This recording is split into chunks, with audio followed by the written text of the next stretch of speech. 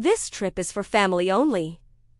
The words sliced through the airport noise, colder than the air conditioning. My son, Orlando, stood before me, his face a mask of indifference. With a stroke of a pen, he crossed my name off the passenger list. He announced that Maria, his wife's friend, would be taking my place. His wife, Elena, offered a smile that didn't reach her eyes. "Go home, Antonia. This isn't for you," she said, her voice dripping with fake politeness. The people around us shuffled awkwardly, trying not to stare. In that moment, surrounded by strangers, I felt my heart shatter into a million pieces. It all started 3 weeks ago. I was in my kitchen, the warm scent of citrus filling the air as I baked Orlando's favorite orange cake. The phone rang. It was him, his voice bright with excitement about a family trip. For the first time in years, a spark of hope ignited within me. I felt included, wanted. I pushed aside the memories of all the other times Elena had slowly, methodically pushed me out of family traditions. From holiday dinners to birthdays, this trip, I told myself, this would be different. This would bring me back to my son. Filled with a renewed sense of purpose, I went shopping. I found a beautiful coral dress that made me feel vibrant and youthful again. I bought a pair of elegant, yet comfortable, shoes, perfect for long walks on the beach. And then I saw a delicate pearl necklace I'd admired for months. I bought it, a gift to myself. Back home, I packed and repacked my suitcase with the care of a child on Christmas Eve. I tucked in small, thoughtful gifts for each of them, imagining their smiles. I dreamed of sun-drenched beaches, shared laughter over dinner, and finally reconnecting with my family. I barely slept, my mind buzzing with anticipation. The day of the flight, I arrived at the airport an hour early, my heart thrumming with excitement. I scanned the bustling crowd, searching for Orlando and Elena. When I finally spotted them, a knot of unease tightened in my stomach. Orlando looked tense, and Elena was whispering conspiratorially with her friend, Maria. Confusion washed over me. What was Maria doing here? This was supposed to be a family trip. I walked over, my smile warm, ready to greet them. But Orlando pulled me aside, his eyes avoiding mine. "Mom, we need to talk," he began. His next words were a gut punch.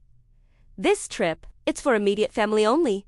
I could barely find my voice. "I am your immediate family," I whispered, my throat tight. He insisted it wasn't personal, that Maria just fit their plans better. He even had the nerve to say, I wouldn't enjoy it. The hope I'd been clutching so tightly dissolved into a cold, sinking dread. We walked back to where Elena and Maria were waiting. Elena launched into a series of patronizing excuses about it being a very active trip. Then, with a dismissive wave, she said she and Maria had things to plan and assigned me a task. As if I with the hired help. "You can water the plants for us while we re-gone." My eyes fell to Maria's hand. She was holding a ticket, my ticket, with her name on it now. Orlando looked at my face and had the audacity to say, "Don't make that face, Mom." The boarding call echoed through the terminal. The three of them turned and walked away, disappearing into the crowd without a single look back. I stood there, alone, the handle of my suitcase digging into my palm. The world felt muffled, distant. A single tear escaped, then another, tracing a path down my cheek. A kind airline worker approached me, her brow furrowed with concern. "Are you okay, ma'am?" she asked gently. I forced a smile and lied through my teeth. "Yes, thank you. Just, The taxi ride home was silent, the city blurring past the window. Elena's condescending words replayed in my mind on a loop. When did I become this person? Someone who just accepted this kind of treatment, who allowed herself to be shrunk down until she was barely visible. The emptiness of my house was overwhelming. I caught my reflection in the hallway, a small, hopeless-looking woman. I picked up my phone to call my friend Juana, but the words wouldn't come out. I just couldn't speak. In my bedroom, I opened a closet and my hand brushed against the soft fabric of the coral dress. And in that moment, something shifted. A quiet resolve began to bloom in the barren landscape of my heart. I realized I had spent years begging for scraps of love and affection from my own son. No more. Defiantly, I slipped on the coral dress. I put on the pearl necklace. I looked in the mirror again. But this time, I didn't see a victim. I saw strength. I saw a woman who had been dormant for far too long. I walked into the kitchen, picked up the chore list Elena had left for me, and tore it into tiny pieces. Just then, my phone buzzed. A text from Orlando. "Thanks for understanding. Don't forget the plants. I typed back a simple reply, "Have a good trip," and then I turned my phone off. A new thought took hold. I checked my bank account. The numbers confirmed what I already knew. I was completely financially dependent on my son. A memory flickered a shoebox filled with my late husband's old documents. I'd never looked through it properly. Inside, beneath old papers, was a sealed envelope with my name, Antonia, written in his familiar script. My hands trembled as I opened it. The letter inside changed everything. He wrote about an airline company he had started, one he never sold. The documents, he explained, were in a safe deposit box. "You are wealthier than you can possibly imagine, my love," he wrote. I rushed to the bank, my heart pounding with a mixture of disbelief and wild hope. Financial statements showing millions of dollars. Legal documents confirming I was the sole owner. A second letter from my husband explained that he'd hidden this from everyone, even me, to protect our family from those who might try to take advantage. He'd been waiting for the right time to tell me, a time that never came. The first thing I did was call the CEO listed on the paperwork, Gustavo Mendoza. When he heard my name, his voice was filled with relief. "Mrs. Antonia," he said, "I have been waiting for this call for years." He confirmed everything. I was the true owner of the entire airline. That afternoon, I went to the main office. Gustavo walked me through the company's full scope. As we were talking, a thought struck me. "Gustavo?" I asked.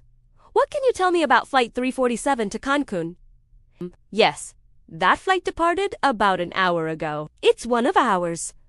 A slow smile spread across my face. My family was on one of my planes. "Gustavo," I said, my voice steady and clear, "I have some instructions for the captain of that flight." A short while later, my phone, now switched back on, began to flood with calls. "Orlana, Lena." I ignored them. Then, a call from a number I didn't recognize. It was Maria Letters. Her voice was shaky. "Antonia, the captain. He just made an announcement. He said the owner of the airline is a woman named Antonia and that she sends her regards." I let the silence hang in the air for a moment before replying calmly. "Oh, really? And how are you enjoying my flight?" I refused to speak to Orlando when she tried to pass him the phone. He called again, and this time, I answered. The panic in his voice was undisguised. "Mom, what is going on? What was that announcement?" I let him finish. And then I said, my voice as cold as his had been at the airport, "You threw me away like a piece of trash, Orlando. You left me standing alone at the airport." Elena got on the line, her voice syrupy with fake apologies.